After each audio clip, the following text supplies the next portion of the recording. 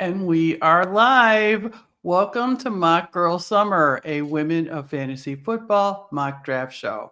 I'm Wendi Earley, back for our last show of the season. I'm so sad about it. It's bittersweet. We're going to talk about that later. But I get my co-host back this week, Samantha Holt, from Barry's Fantasy Life. She's back from the Circa event in Vegas. I can't wait to hear all about that. So tonight on Mock Girl Summer, we will mock draft a 12-team half PPR single quarterback redraft mock. It's a pretty classic home league. So what better guest could we have?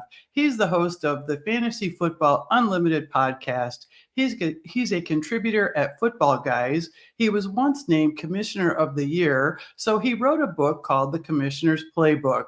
He's the nicest guy on the planet Earth. He is Dr. Kevin Murray. So he's going to be joining us tonight. I can't wait. So Josh, my friend, can we get this show rolling, please?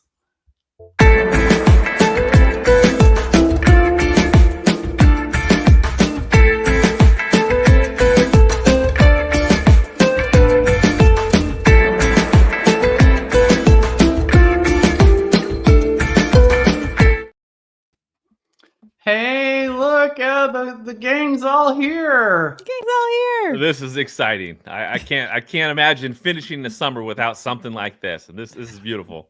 This is the way to do it. There could not have been a better guest to have. So thank you for joining us tonight, Dr. Kevin Murray. Oh my gosh. That intro was too kind. I appreciate every word you said. It was just hit me in the heart. I appreciate it. Well, and I just love this community. Oh, look at that. And you got the book. I don't have my book yet. Of course I have the book. Okay. And you know what? I want you to know that I took this book to Canton, Ohio with me in my suitcase, trying to run into you. And I told you before the show, I saw you once briefly because he's like a star. Everybody wants to talk to him. Oh. I've been around Kevin before. Yeah. I wanted you to sign my book so bad. Oh, so I want to sign that book so bad.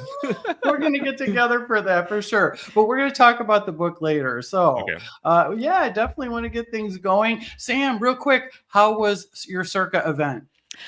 Oh my gosh, it was so much fun. Kelly, our lovely Kelly, hosted an incredible event. I mean, I cannot wait. Honestly, as the event was going on, I was like, I can't wait for next year, just because knowing how much time she had to plan for this one and what we experienced, how much fun everyone was, literally couldn't have had a better group of people representing the fantasy community in terms of just levels and coming from different backgrounds and, sports betting to data scientists. We had so many amazing people there. And I honestly can't wait to watch it just absolutely double going into next season because it was so much fun. She absolutely crushed it. I know there was online drafting going on at the same time. There were panels. There was multiple drafts going on. There was Radio Row. So it was just a little bit of everything. I got to join 2 panels and it was, live streamed as well. There was, meet and greet opportunities to get to talk with some just amazing, awesome people in the space that I hadn't got to meet before. So that was really cool. And then, of course, you're at Circa. It's at the sports book. You've got the Circa Stadium swim. So oh no, I just finished a draft. I have to go to the pool. Darn. It's such a good time. Oh, it just sounds just almost terrible having to swim up to make your draft pick. Yeah, it's hard work, but somebody's got to do it. Well, yes, Kelly definitely nailed it. I heard that it was an amazing time. So it was great. Yeah. So Kevin, you have a lot going on too. Yeah, a couple things. I mean, I think that when you mentioned the book, that was definitely something that's it's been a big deal to me. I think that it's years in the making. I love everything about the fantasy league experience, and so as a commissioner, that's always been my thing.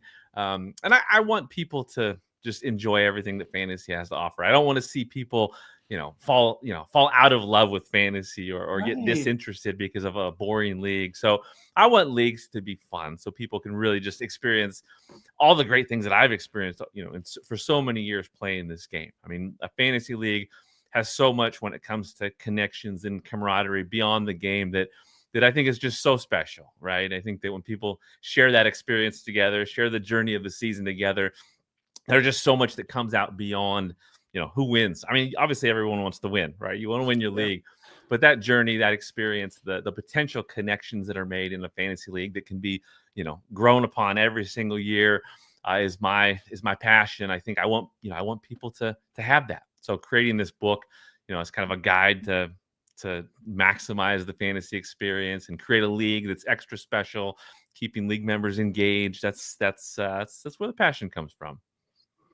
Well, that, like I figured that this will be a great opportunity to do a mock draft of pretty much what we're doing tonight is a standard, an office league or a home league. I know, Samantha, you just said you finished up a home league draft tonight, right? Yeah, wow. I've been doing a lot of drafts actually, now that I think about Are it. you But losing track? I, a little bit. I just had a work league draft today, and I had my home league dynasty keeper draft this past weekend. And then the 2 circa drafts as well. So 4 drafts in a week. That's about right. That's a lot. It's a lot. That's a lot. Well, tonight we have a 12-team half PPR scoring redraft with the following positions: 1 quarterback, 2 running backs, 3 wide receivers, tight end, flex, 1 kicker, 1 defense, and 5 bench spots. I know that we're kind of getting away from the kicker and defense, but you know what? That's what the home leagues and the office leagues have. So, that's what we're going to do. So we are doing a true home draft, really. So, Josh, can you bring the draft board up for us, and we'll start the draft rolling here. And actually, I'm going to start the draft. So here we go. All right. So, all right. Also, I want to mention we are going to be giving away the signed Nico Collins jersey from the Galvanized fundraiser at the end of the show. So everyone is going to stick around. You're going to see who's going to take that bad boy home.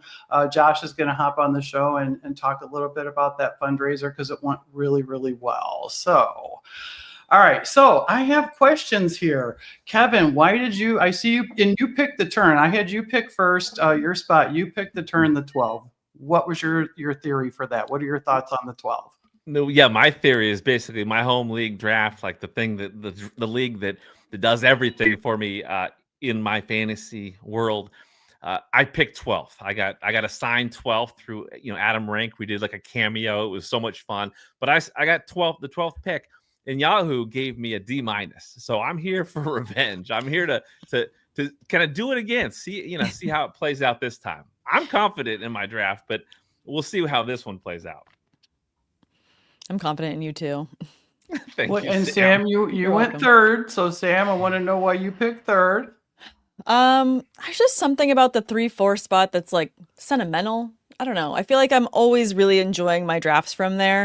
Of course, that being said, from the 2 circa drafts that I did, I drafted, I want to say at the 3-4 in one league, and it was very random, but they had someone drop out from an early draft and ended up jumping in at the 9 spot.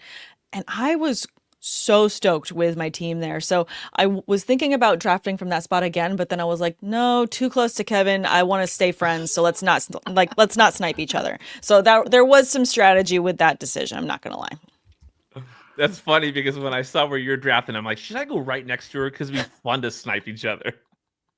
I was trying to keep the peace, Kevin. Keep the peace. So we have a question. Look at this. Our chat is already hopping tonight. But what do you think there, Samantha? Roman Wilson. Deep sleeper. Rogers has pumped him up a lot. I am looking again, trying to find the bright side for my Steelers going into this season. And I think for very deep leagues, I just did a work league where he is deep on waivers at this point, so it's not someone that's necessarily making it onto that roster, but it really depends on your roster's construction in terms of where I would be taking him. Could he be a deep sleeper? One, we love it when quarterbacks make connections with their receivers in the off season because it tends to bode well in season. Rodgers is likely going to only be with the Steelers this 1 year, so go all out, guns a-blazing, why not? And in terms of how we're going to be playing, there's a chance, but I do like Calvin Austin's speed a tiny bit more. His veteran presence in that connection, I think, is also big. I also feel like they're going to be running a lot of 2 tight end sets. So for myself, I had Roman Wilson in Dynasty, and if it tells you where I'm at, I dropped him going into this season. So I want to be positive and say if you're looking for depth and there's no other targets that you like in that area, absolutely go for it. Why not? We won't know until we see what happens. But for right now, I'm not necessarily targeting him in terms of trying to grab him on any rosters. All right, then. We have to talk about this. This was pretty big news today. God. I was blown away by this news today. Of course, it comes in and I scream at my phone and my coworkers are all just like, what happened? And I'm like, there was a trade. And now they get it. And they're like, oh my God, who? Even though they have no idea who it is. They were excited for you. They were excited. And they're like, what does it even mean? And like they were playing along with me, which I thought was nice while I was having genuine reactions and thoughts and feelings and things. So that was really fun. But yeah, I mean, super stoked to talk about it here because, yeah, I do feel like, did the Cowboys just hand the Packers a Super Bowl? Because there's a lot of interesting young talent with this Packers team, different, I feel like, from years before. And they were on quite a tear last year. And I do feel like they were just missing certain pieces. And Parsons is a hell of a piece to add to your roster going into the season before week 1. So, yeah, I don't know. I'm pretty stoked for them. Anytime you watch a team go and pay a guy as soon as you also trade for him, you got to love it. He just gives the players away. Yes. Oh, God. Yeah, so look at this. Malik Neighbors, number 1. Spicy. Quite spicy. But if you like a So guy, go get spicy. your guy. No, I love that. That's the thing. In my home league, I took Neighbors at 12. So you taking him at 1. I mean, that's I was hoping to get him. So yeah. When he was fell a to chance, you, though. you were happy in your home league, huh? Thrilled. So when it is okay, this is a half PPR, but it still seems like everybody is targeting the top tier wide receivers. Yeah, it's that 3 wide receiver start that I think is kind of pushing that. And I kind of was thinking about going wide receiver again, but I can't let Bijan fall past 3. That just feels Yep, look at that. upsetting. Yes, literally. I knew it. Everywhere. All of my drafts, it's just like, oh no, I have to take Bijan Robinson here at 3, at 4. What is happening?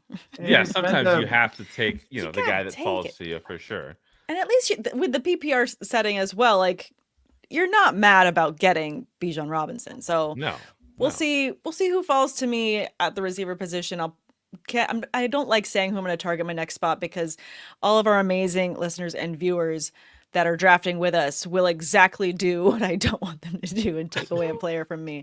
But that's me just casually vamping so that no one hears who I'm going to take.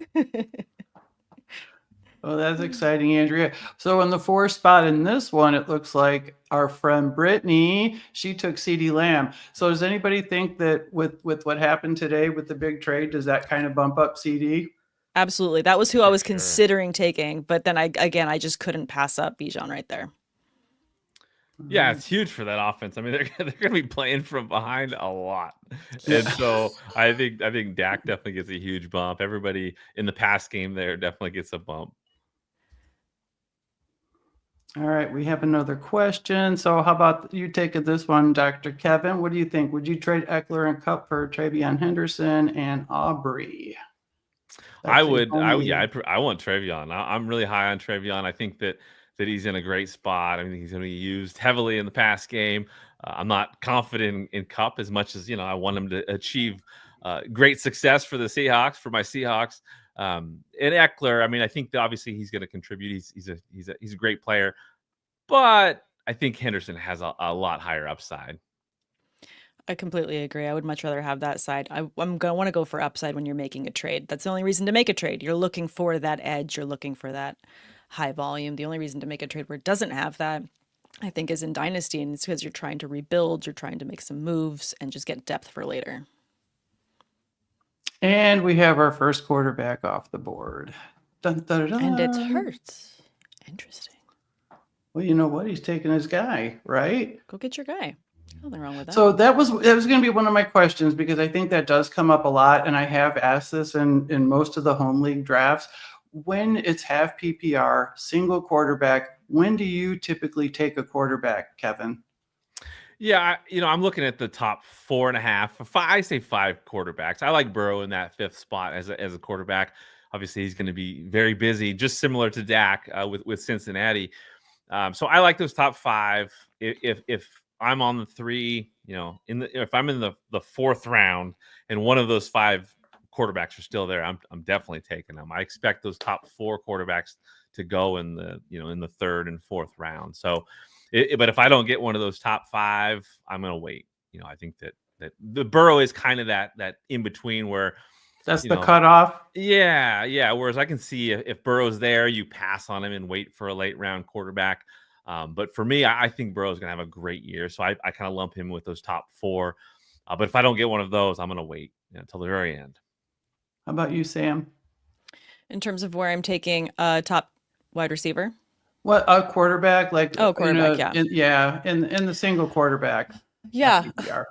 Okay, so talking about the work league I just did, it was a single quarterback, and my plan was to wait as late as I wanted to get that single quarterback because everyone should have not taken a second quarterback earlier, in my opinion, than the last 4 rounds. But what happened? Not at all what happened. There was barely a quarterback to speak of, but as they kept falling away, I was like, you know what? No, I'm still not doing it. I'm going to get the depth that I want on my team, and I'm going to stick to my plan. And I was the last one to take a quarterback, and I went back to back with JJ McCarthy and Trevor Lawrence. And I'm not mad about those two in terms of Lawrence being my backup and McCarthy being a high upside young guy that's going to be slinging the ball constantly to Justin Jefferson. So I'm not mad about who I ended up with, but my God, when I wanted Drake May, and I was like, okay, he'll fall to me in the next round. And it was just like someone immediately took him after they took a quarterback the previous. I'm like, you don't need him. And then I sent a message to one of my coworkers, like, stop filling out your roster like a grocery list and just checking off, like, because that's what they were doing. They were going, get a quarterback, get 2 wide receivers, get 2 running. And then his response was, you have to let them know, right? You're teaching them this way they're gonna, but then they're gonna beat you if you kicker. And I'm like, stop it. And then they're like, well, I don't know what I'm doing. I'm like, well, then don't play in this league. Like, so annoying. So but I stuck to my guns. In home leagues, you just have to adapt. You got to go with the flow and be aware that chaos is gonna ensue. Right. And you took Lamar in the 3rd. Yeah, Lamar's there. I could see obviously taking him as the first quarterback, first or second for sure. So when those 3 have been gone, I'm right there at the 3-4 turn. If he's sitting there, I'm going to take him. And we just talked about Travion Henderson. Yeah, I love Henderson's upside. I'm thrilled with getting a couple stud receivers there, and then Henderson. If everything works out, there's a good chance that he's an RB1, hopefully. And this team is it's on its way. This is why I like drafting with people that stick to what they say. They draft what they say they're going to draft. Like, you're not going to go and do something, like, you're not going to zig when you've been preaching to zag. Like, you are sticking to your guns. This is why you're good people, Kevin. I'm not bitter at all about that draft. I love it. Not at all. Not at all. All right. So, Jonathan, a big supporter. What are your expectations for Waller in Miami this year? Sleeper, pick, or pass? What do you think, Doc? Oh, I'm gonna pass. I just it's anytime someone steps away from the game and they come back. Just the odds of being at a level that they were previously are not good, and the level that he dropped off at and finished his career at, first of all, was not very high, right? He didn't finish at the top and walk away. He was having some issues. I don't expect him to be I would certainly pass and see what happens. If he breaks out, has a couple of good games, he's likely gonna be there on a waiver wire. You might want to make that move, but I don't have high expectations for Waller this year. I expect maybe another single to drop. You know, Yeah. I mean, that would be my Oh, you initial just thought. made Foxworth 07's night by saying that. That is her guy, and she will be so happy if that happens. But no, I'm passing on that draft. Okay. Yep, we answered that. Oh, and speaking of, she crushed it. She is. She's a tough one. And she will defend Darren Waller. Don't even try and talk bad about him. I love it. Oh, I don't want to time out, but I have to refresh. Okay, there we go. Okay, yeah, don't time Bam. out. Time out. Did it.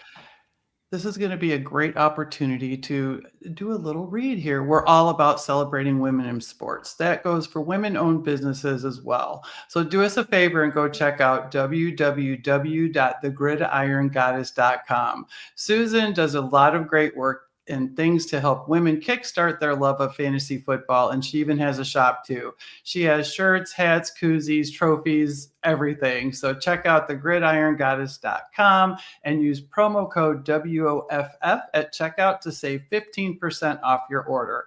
That's promo code WOFF at thegridirongoddess.com to save 15%. So you guys really have to do that because Susan, she does some great work. She did all of our t-shirts for the Gods and Goddesses tournament. They're really nice too. I love that. Oh yeah, you're on the clock, right, Sam? Okay. Yeah, I had to refresh. I don't know why. All right. I know thought you drafting said from my that. computer would be better, and it's just like not. I'm like looking at your screen, like in the camera, and then I'm like, wait a minute, on the clock. Dang it. I'm a professional, I swear. He guaranteed it. I didn't hear that. Well, yeah, Michael. You never know what he's going to say. No, we don't. Get your guy. Especially in these kind of leagues, right? Yeah, no, you got to take your guy, especially if you're high on someone. And that's the other thing why it's so important to not just be so, tied to ADP. So as soon as someone pops up and it's like, just because they're sitting there doesn't mean they are destined for you. You need to be building the roster that you want. And that's why I like looking so much at the tiers. And I feel like, honestly, thanks to the exercise of Mock Girl Summer, I feel like that's half the reason why I've been crushing my drafts is because I'm like, no, I don't want that. I want to go down here. I'm going to get this. I'm going to go down here. I'm going to get this. Like, I know exactly how to pivot because we've been, it's like I've been in the gym all summer and I don't have like bigger biceps to show for it, but my drafts have been solid. Like, I love it. That's what matters. It is, This Who needs time a of year, bikini body? that's everything. Not Yeah, me. that's right. I don't have a bikini body. I have a draft body. That's what I've been building. I'm just breaking I agree Josh with in that. the corner. Oh, it's funny. Like, no one can see off screen. They don't want. Yeah. Yeah. He's gonna fall off the chair. Just let him go. I So, really Kevin, wish there was like behind yes. the scenes. Do you have any women in your home league? Not this year. We've had so this league's been going since say going heavy since 2009. It was originated Wow, in that's a 2001. long time. Yeah, it started Nice. in 2001, and then it was when I was in California. I just started chiropractic school. I thought, what's a better way to start school and get to know people? Start a fantasy football league. So that's when it started, way back in the day. And then in 2009, I was back up in the Pacific Northwest. I thought, gosh, I want this league to be live, local, so we can have live drafts and just make it fun, have everybody connected. And so I converted a lot of the league members. And when we started, we had one gal in that league. Oh, you're on the clock. I'm sorry. Oh, sorry. She was great. She pretty much played in our league until she retired from the game. And it was nice though. so much fun. But currently we do not have a female on the roster, which is, that's a shame, right? Absolutely. Yeah, that's right. Fix it.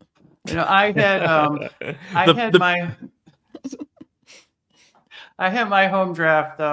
Well, it's a home league last week. I talked about that. And I'm the only woman there, and it's like I was also drafting another one online as I was at the live draft. So I kind of did have to separate myself a little bit because I had to keep track, because that was a money league, they were both money leagues, so I had to pay attention.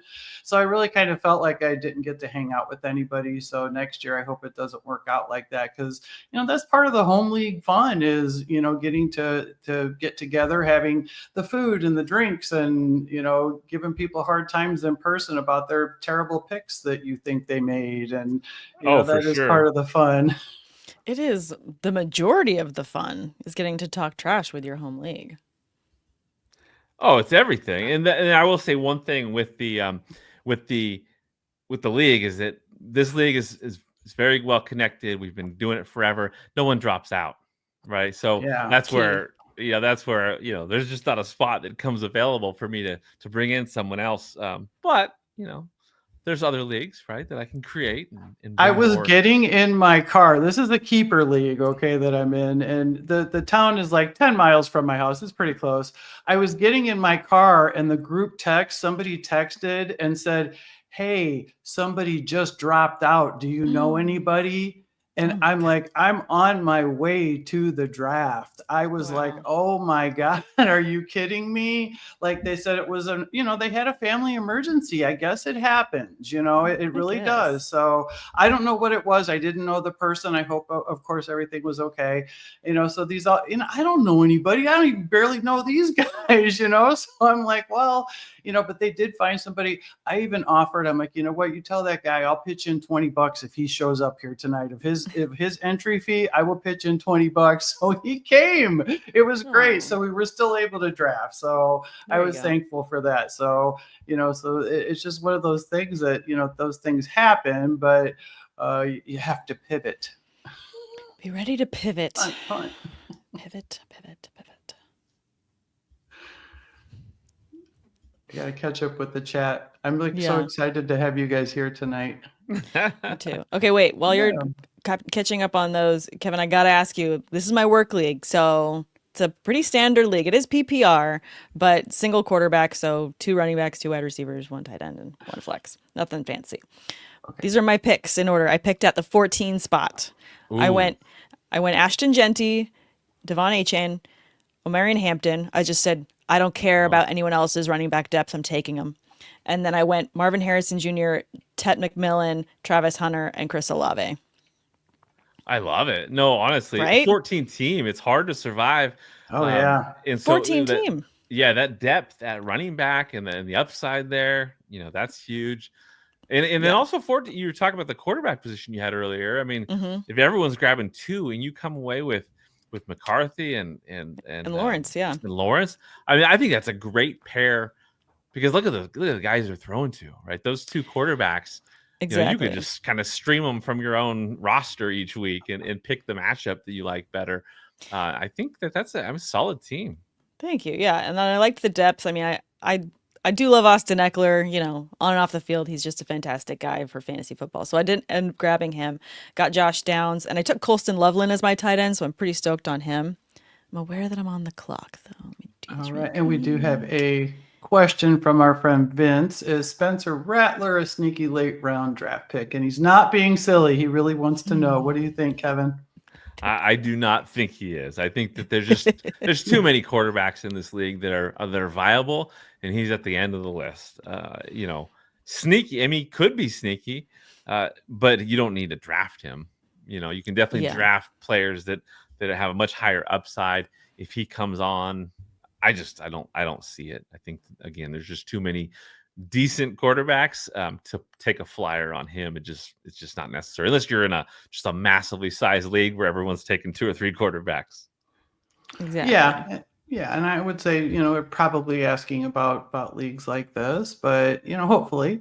And we have another one. Look at this, you guys. Gosh, our chat is just on fire tonight. Thank you guys so much for coming, and for everybody that joined the draft. We really appreciate everything. So everybody that does everything for us. Josh, you too. I know you're back there, and I do appreciate that. So, thoughts on Saints positional players with the potential quarterback carousel? What do you think there? We'll ask you, Sam, since Kevin's probably thinking about his next pick here. Sure thing. So I will say I feel like I pumped up Alvin Kamara quite a bit on Sideline Banter in my show that thankfully Women of Fantasy Football hosts. Very grateful for that on Tuesdays with my co-host Derek Tate. We did a running back smasher pass, and Alvin Kamara was a smash for me just in terms of the volume that you're going to get from him and how late you can get him in any draft. And when you look at the amazing utilization comparison tool that we have over on Fantasy Life, it's really astounding just to see how much they go to him. They still use him. So in terms of getting a running back later, he's an incredible value, I think, still just because of the volume he sees at the position. So for me, when I'm talking about the Saints, who I'm targeting, if I was targeting a Saints player, it would be Alvin Kamara. Just depending on where I'm sitting in my draft, I could probably target him even more. And then I do have a decent amount of shares of Chris Olave as well. Number one receiver on a team that's going to be playing from behind is going to be someone that, you're going to want a piece of. So definitely think that there's nothing wrong with that. It's just that, and I do think that they're kind of holding value where they're all sitting. You're not having to reach for any of these guys, but they're good names to know when they fall to you. What do you think, Kevin? Yeah, I think that with the Saints, I'm not a huge fan of Olave. I love his talent, but when there's head injuries and stuff, the concussions, I'm a little leery. And again, with the quarterback carousel potentially, there's just not enough stability there. There's just other players I would take in the range where Olave is. Here we go. I'm drafting. It does seem that Kamara is just like he seems to be falling, and I'm going to swoop him up, man. I am. Sure. Absolutely. I love him. Yeah, Kamara for sure. I would definitely take him if he falls. If he falls a little bit, he's timeless. He's done so much great work in his career, and he was great last year. I mean, if he's there, he was. I had him in the Queen's Classic, and he helped me a lot. Him and Xavier Worthy kind of helped me a lot. Well, Wilson in this draft today has Kamara at the 4 as the fourth pick in their draft, and then Worthy right after that. So that's kind of funny that they ended up with a similar stack, just like that. Oh, look at this. Vincent's going to take Big Bill in round 1 because it's funny. Oh, my God. Yeah. Sometimes you should stick to music. We're back. You know what? I am like so far behind on the chat, you guys. But, it's because we have Kevin here, so everyone's in the chat. Sorry. I get it. But that's what I said. This was Brittany talking about Darren Waller, hoping that he dropped his Bengal. I will say with my draft, I made a mistake with the Laporta. I was crunch. I was talking at that moment. That felt like a panic from you. That didn't seem like a you move. No, I did not. You're not you when you're talking and drafting. You need to eat a Snickers and make your pick. Like that's what you gotta do. There you go. I really wish I would have. This is funny because I really wanted to take Waddle there as just my second flex to go with Jameson Williams, and then of course the next round Waddle's right there, and I get sniped. So it's just how it plays off. But that's how it happens too, though. 100%. And then because I went kind of the route that I went, thus far, running back thin, but I'm hoping that I'm not looking for injuries. Obviously, I want Kenneth Walker to be healthy and thrive. Yeah. But Charbonnet, I think he's going to get utilized a bit. He's got a lot of potential, especially if something happens with Walker. And then Braylon Allen, to me, I think he's going to have a role of some sort. And gosh, if anything happens to Breece Hall, I think he's going to be he's the guy down the stretch, a great player. So I'm hoping that with Charbonnet or Allen, one of those guys will pop to complement Henderson. So that's kind of where I'm at so far. All right. And look, Andrea says that she's down to 8 people now for her home league. It's like you got to start recruiting. You don't want that to die. And that's part of what the book is about, right? Is kind of keeping those home leagues going and keep it going, Andrea. Yeah, you got for sure. Yeah, I think that's the whole point is to have a league that grows and thrives and gets better every year. But sometimes when it goes down to 10 or 8, you don't want to panic and fill it with bad apples either, right? Or people that just don't help enhance the league. So sometimes when it does go down a little bit, you got your core that's stuck around and are committed, then it's a good chance to rebuild and find others to recruit that help make the league better and help it grow Well, again. and with 8 teams, everybody's going to have a great team. True. It's going to be pretty competitive. Oh my gosh, it will be. And what's fun, I think you can add in there just to keep people engaged. I don't know if there's a buy-in and you want to like set aside a certain amount of money from the, buy-in from the league, but I really like it when leagues do like a highest scoring team wins some level of a prize each week. And maybe does like a league punishment if you're the lowest scoring team. Just different ways to keep people engaged and just trash talking all week. It's a brilliant combination. You get rewarded and punished. There you go. From top and bottom. I love it. Isn't that how you make friends? Of course. Yeah. It's a lot of people's love languages, right? Right. 100%. I was drafting with Kendall. Half of it was just like, hey, Kendall, who are you taking here? She's like, shut up. I'm not talking to you right now. I love it. We're so competitive. Oh, the two of you. What do you think? One of the best combinations in fantasy. Aren't they? Peanut butter and jelly. On the show a couple times. All I have to do is just sit back. They just go. Oh, it was great. They're amazing. So much. All right. So what do you think, Kevin? Is Kaleb Johnson overhyped? No, I think that it might be a slow start. I think that obviously, he's got some competition, and they can take their time. With Jaylen Warren, he's proven to be a decent player in the league, but down the stretch, I think Kaleb Johnson will take on that role, and hopefully down the stretch he wins some fantasy championships. You in, Sam, on Kaleb? I feel like I don't know that he's being overhyped. I feel like he is adequately hyped for what he is and where he's going in drafts. I don't feel like he's spiking in any drafts that I'm seeing. He's not going super early. But I mean, players like Colston Loveland, who just came across the comments, like he's starting to like kind of bump up just based on, the preseason hype. But I feel like Kaleb Johnson's actually holding. And if anything, he's ending up kind of evening out with Jaylen Warren, which is kind of what I expected this time of year, is just going based off of, Warren's production last year. He's still going to be a bell cow. And we're going to end up seeing Johnson mixed in just because his athleticism is incredible. But when you're evaluating these rookie running backs, I want to see who's going to have the highest floor. And when I did a comparison with him and RJ Harvey with the Broncos as a rookie has so much more potential in terms of a higher volume of points because he's not competing with someone that's so ingrained in that offense the way that Warren is for the Steelers. So for me, I love him. I have him in a couple leagues. I'm not shying away, but I'm also not chasing him in any drafts, if that makes sense.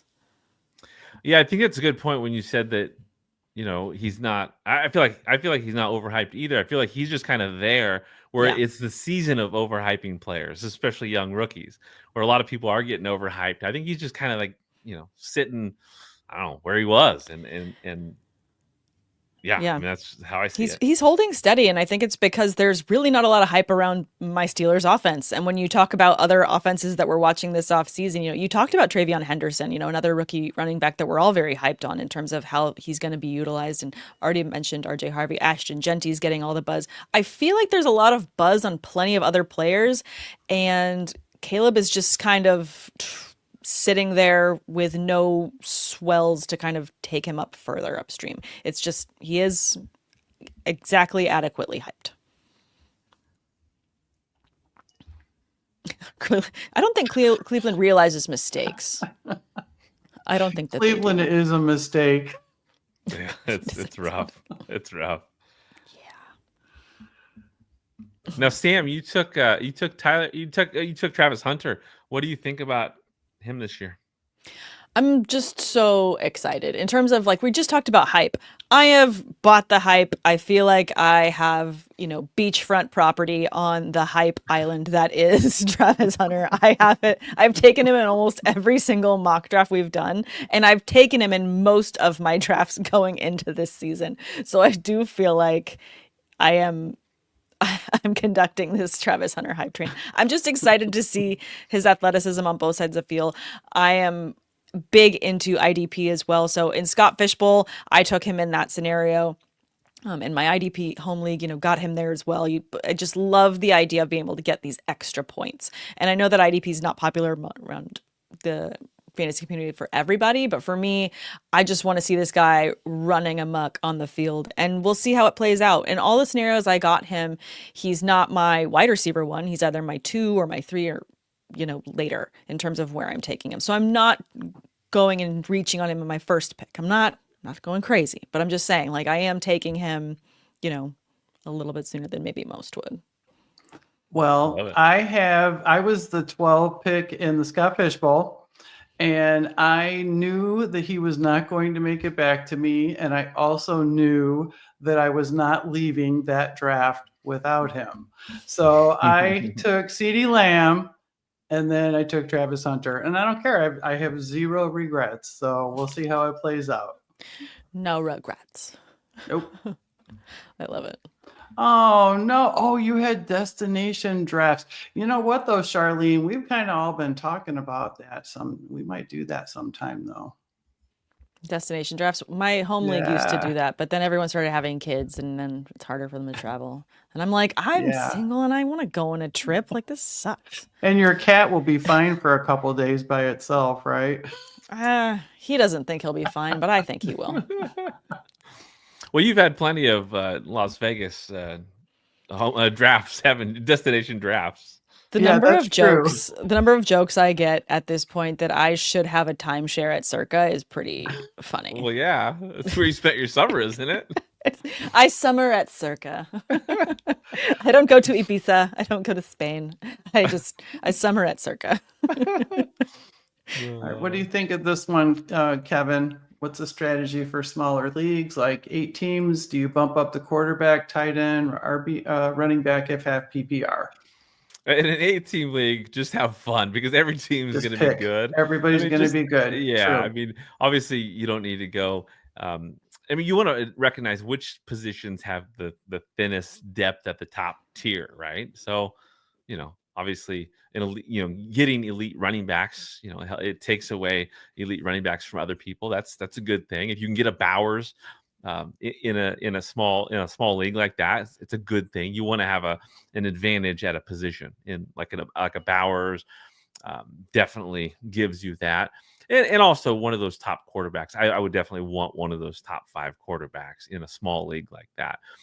Obviously, there's a million quarterbacks available, so people can stream great matchups, but you want to have an advantage at a position. So elite running backs, a top tight end, a top quarterback. If I can leave with that, I'm happy. Are you going to leave with 2 quarterbacks in the 12 team like we're doing today? Are you thinking you're going to leave with 2 quarterbacks? I probably will. It depends on what everyone else is doing. Like, if there's multiple teams with one quarterback, that means there's going to be quarterbacks to stream. When I have Lamar, I really don't need another quarterback to take too many opportunities during the season. But if most of them are being taken, a quarterback can also be an asset, in trades. If you're looking around the draft board and there's just nobody you want, and there's a quarterback, that could be a quarterback that pops, it's not a bad thing to have him on the roster and use as trade bait. So I would typically take, in this day and age, I would take a second quarterback late. All right, you're on the clock too. Johnny Smith is the RB1 in Pittsburgh. What do you think about that, Sam? Feels accurate. I was gonna say he's honestly more like the wide receiver 2, right there, behind Metcalf. But he can double as RB1 and wide receiver 2. I think that you can flex him. It's essentially he's going to get a lot of volume. Again, I'm going to double down on that. There's going to be a lot of 2 tight end sets there with the Steelers, especially with Freiermuth and Smith. I mean, they're both incredible at the position, so I just see that happening. Why did you say to take a second quarterback? I've been waiting. Now everyone's going to do it, Kevin. I apologize. I was going to say, wait around for that advice. There was something that popped up about a legacy league, or sometimes it's referred to as an empire league. That's a lot of fun for sure. I've never personally done it, but I've seen a lot of people that have done it, and they absolutely love it. It makes a lot of sense to just have that engagement, because it's harder to leave a league when there's a pot that's sitting there. And so putting aside money every year And then as Oh, soon as okay. It someone just wins kind of clicked. It just clicked of what that typically an is. Thank Empire you for League, that. right? Yeah, so Okay. you basically the league. It's usually in a dynasty format too, where as soon as someone wins a second back-to-back championship, they get the entire pot that's been set aside, which is it's really cool because the whole point is the entire league is working against that champion, trying to make sure that they don't win a second title. But you can obviously do it in redraft as well. In a cool way to keep a league more engaged. You're definitely going to get people talking about your league when it's they got a cool format and twist like that. So Kevin, what made you decide to write a book? I mean, like I said, I just want people to get the most out of the fantasy experience, and when it comes to just all the different things you can do for a live draft. This is a book. This is how and how did you get Field Yates? Field Yates did Field the is a forward. gem. We love Field. I mean, so it all goes back to the Commissioner of the Year contest back in 2016. That's how I got connected with so many people at ESPN. That's who did the contest. I got to spend a ton of time with Field, going out there during their ranking summit with Matthew Berry and Field Yates and Stephania Bell. And it was just such a cool experience. And that's what really made me think, gosh, I love this game so much. I got to get more involved in the community because there's some really special people out there. And so since that time, that's just when I've been more engaged with the community.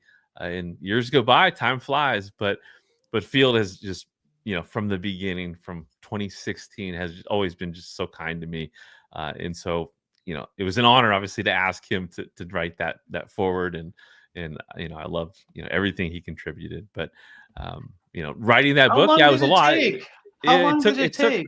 A little over a year. It was basically, all these years of being involved in the space, trying to find free time to do something like that. And so I finally freed up some time, was able to be dedicated to the project, and it was quite a grind, but every ounce of it was so much fun. And the funnest thing is putting together like an initial outline, with chapters and that stuff, and then seeing it grow so much. Like every day I'd be like, okay, this topic or this topic, I gotta add this. And so it was a lot of fun, a lot of work, but it was a lot of fun. And I loved how it turned out, and the feedback I've been getting has just been so cool to see. I love the idea that leagues out there are doing a little bit here or there that they may have learned from the book this season to enhance the experience for the league members. It's amazing. Oh, and here's another thing, another home league that Cindy Q has. Cindy Q, my buddy, all kinds of payouts to keep people involved. And that, you know what? That's having a good commissioner. Oh, for sure. Regerts. That's the spirit. Let's see here. All Are we right. going to post a link to the book? Yeah, that would be great. Yep. Josh will do that. How many rounds are we going? I am not able. We are 15. We're going to go 15. Yeah. Okay. I guess it's time. Yeah, we'll do that at the end, Brian. We're definitely going to do that. It's time to do the thing, Kevin. This is where we just check there you go. boxes. There we go. There you go. I'll get the Seahawks. I'll take the Seahawks. Homer of pick. Course. Kevin, Vince wants to know if you can write a picture book for him. I can help you illustrate one, Kev. Oh, of course. Yeah, she's the best there is. What if we do a kid's guide next? Oh, that's. I just do like a little kid one. We'll talk on the side. We'll make this work. Oh my God, please. Just like Jimmy Fallon's like that book that he wrote that's like trying to teach kids to just say the like dada first for first word. We're going to do kids first draft, and like that would be super cute. Brilliant. I'm like not kidding. I'm like 100% serious. There we go, everybody. It's going to be in the chat. That's a heck of a link. Yeah, it'll work, I think. Hopefully. I think it should work. That's a long link. Oh man, Dynasty. I just can't do it. I tried it. It's just not for me. I think it could be. I'll stick with the redrafts and best ball. Could be for you. I tried. It's fun. It's definitely fun to balance things out. I've always been someone that just loves the NFL draft, and when I finally discovered Dynasty, it just makes the whole year so much fun, and it's such a great compliment to redraft. It does. Like it's just like, you don't need to get the lobster side to your steak dinner, but does it help? It does. Like it just not gonna be mad about it. Yeah, for sure. And the only problem is it makes me now draft my redraft teams as if they're Dynasty. If you look at my roster, it's all rookies. Yeah, and A lot of upside. they can all hit Upside. though. They can all hit, right? Exactly. I think the biggest problem in a home league or any redraft league that I can think of is that I always want extra roster spots. And so if I have to turn over roster spots with players that don't hit, that's okay. So I might, I don't want to have Wan'Dale Robinson on my bench. I want to have a high upside, young player that might hit. And if they don't, well, then there's a roster spot for me. There you go. And so in the home leagues, do you typically your last two drafts, if you have a kicker and defense, that's going to be your last two picks? For me, I will select a defense in the last round. I will potentially, it depends on like who's available. I might take them, the round before, but I typically will not select a kicker because I want to carry. Yeah, I want to draft an extra player and just play it right up to the start of the season. Right now in my home league, I don't have a defense because I picked up Jalen Coker. Right, I want to have as much talent on my team so that right before the season starts, I can either make a 2-for-1 trade, or if I have to cut someone the last second, I'm okay with that based on how things play out. But I like to just maximize my roster like that.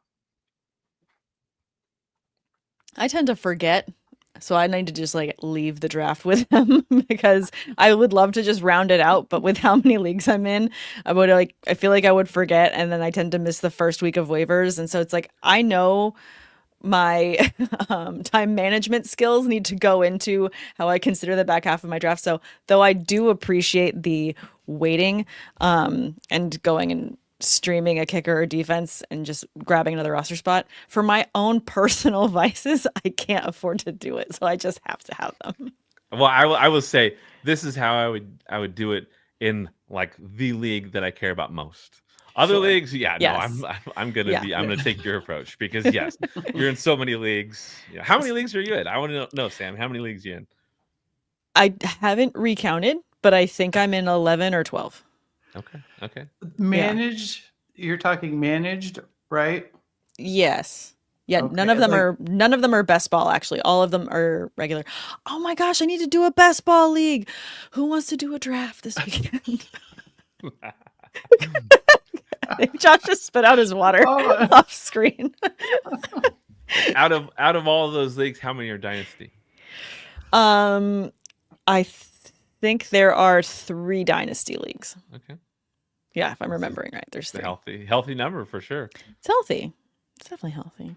Yeah. How do you keep up though? They want to do all the trades and all that. My God, it's so much. Everyone just texts me because they know better. Like.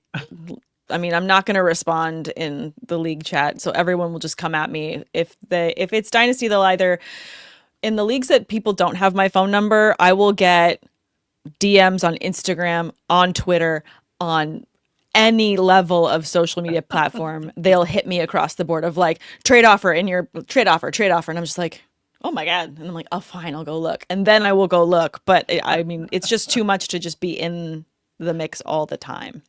We already have 3 yeses for a best ball. So, people want to play with me? Cool. They do. Let's do a best ball. So I have a sickness. I had a very strange text right before the show started from Kevin Tompkins. And he's like, hey, do you want to be in a best ball tournament with a couple Chicago Cubs players? And one of them is Jameson Taillon. And I'm like, what?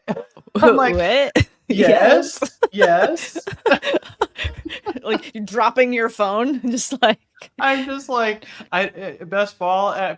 You know what? I probably would have done it if it were managed too. But I would just yes. heck yeah. So I just signed up for another best ball, even though I said I wasn't gonna do any more. But no more managed for sure. Sometimes, Yeah. isn't that true, Kevin? You have to know your limitations and know what you can handle to be a good manager. For sure. You definitely got to set boundaries because, it's so easy to say yes, especially a few years ago. I would say during like that COVID time, people were saying yes. People were sending out a lot of invitations for a lot of leagues and a lot of people said yes to them. Right. But yeah, you got to know your limit. That was me.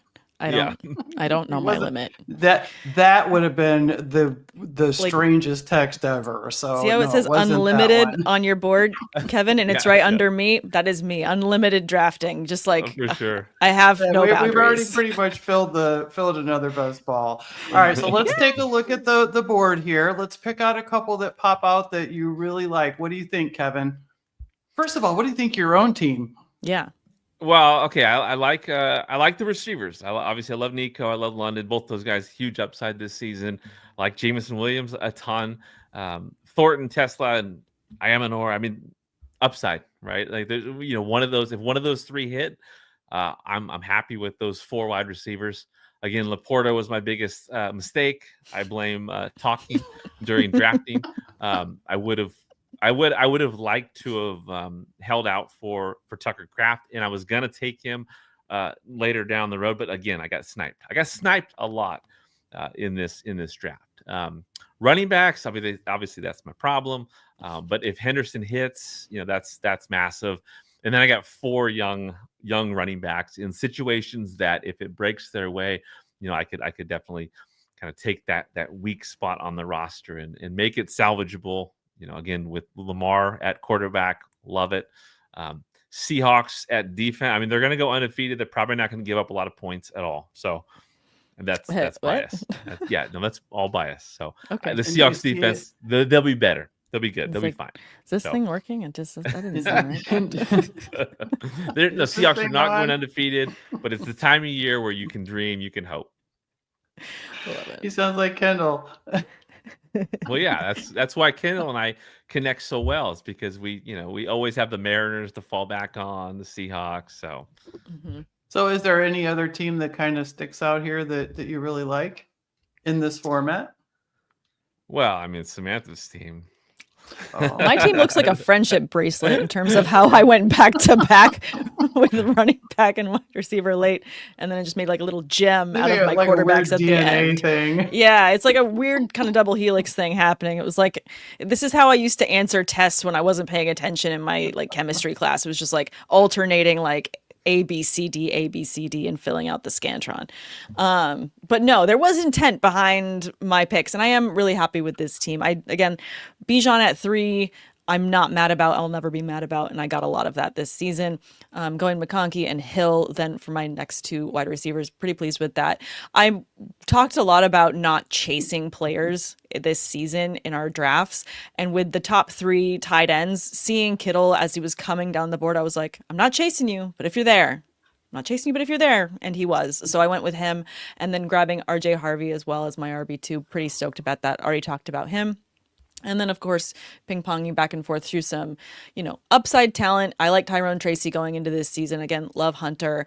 The veteran play with Kupp. Where I took him, I don't need to start him. He's just bench depth. You can flex him if I really need to, but I like some of my running back flexes a little bit more.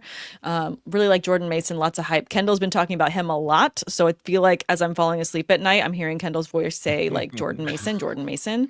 So I definitely wanted to make sure I left at least one mock with him this season. And then a lot of, good things with Pittman. And I'm not mad about Najee Harris as my last, other positional player outside of the last 2 being quarterbacks. If he can play with sunglasses all season long, we don't need to see what the eye looks like. It'll be fine. I like other teams. Yeah, I like what you did with quarterbacks. I mean, I think Drake May is got a lot of potential, and Fields is gonna be running all over the place. So you can definitely make that work. I was hoping for McCarthy. But then that was the round that you started talking about everyone should draft a second quarterback. And I was like, This is your fault, Kevin. This is my fault for sure. But I like no, the but Foxworth draft. yeah, the Foxworth draft is good too. Yep, always. She kills it every time. And she has David Njoku. And I Mhm. have it on good authority that he smells good. That's I've heard that. So Yeah.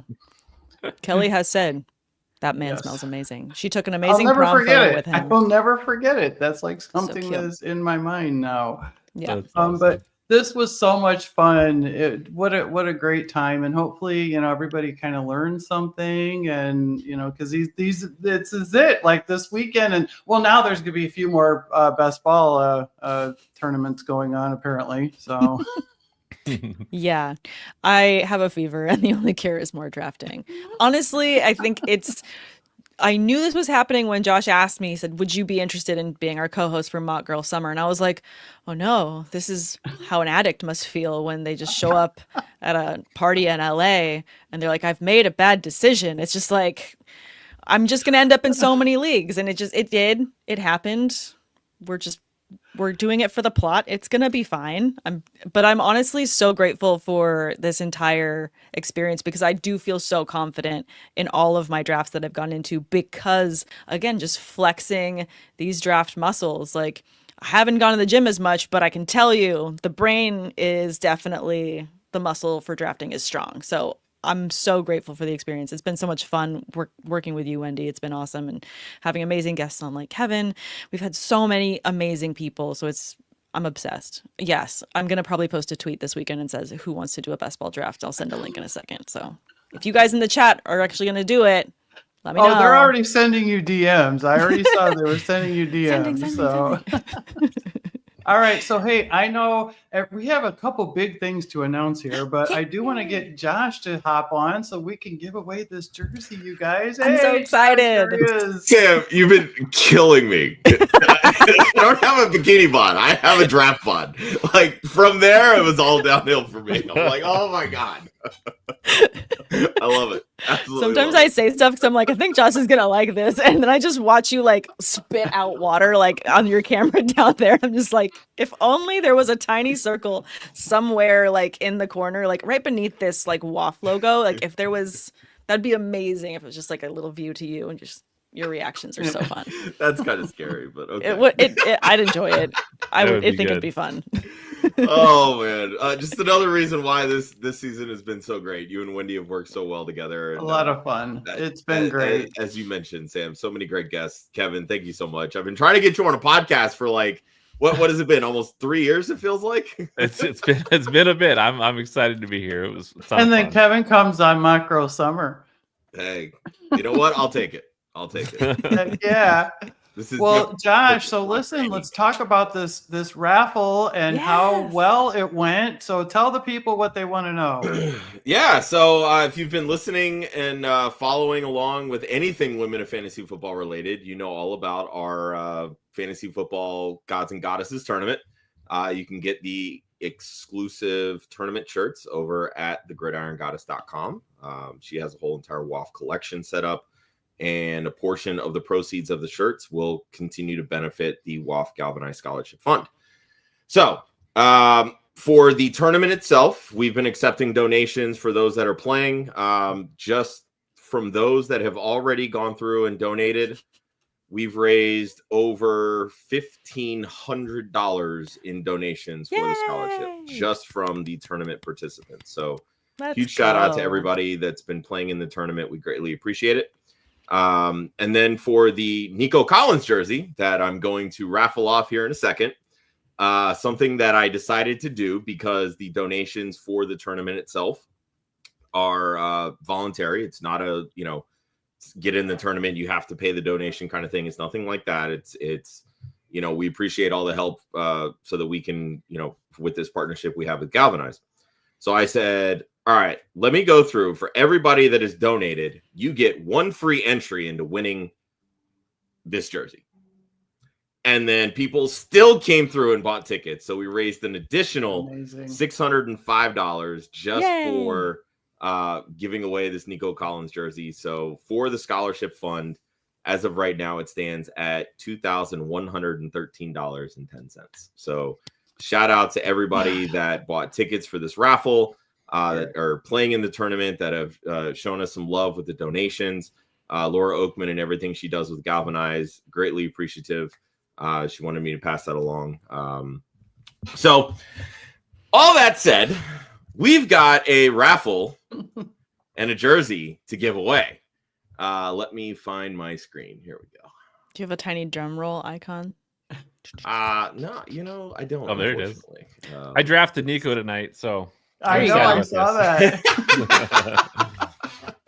So I've gone through, shuffled the names. We have I don't know how many are in here. 173 entrants. Nice. Some people have multiple, and that's great.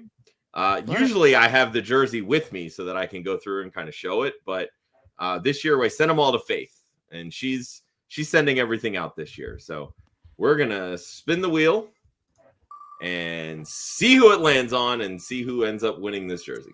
I'm It's so getting exciting. hypnotized. Oh my gosh. A lot of small names. Yay! No. Congrats, Joe Dykin. All right. Yay! The Nico Let's Collins go. jersey will be heading your way. That's awesome. Amazing. That's so It cool. Sure is. That was great. So not only do we have that, we have another announcement. And this comes back to Actually, what we still have Ann a had- couple announcements, but go ahead with yours, Wendi. Oh my god. Yeah. Okay. News Yes. day. We have more than one, but this one is mine because this is very important. And I just found out today that we are for sure. And this goes back to what Ann asked earlier about with Mock Girl Summer ending. We're all sad about it, but we're happy that the season is starting.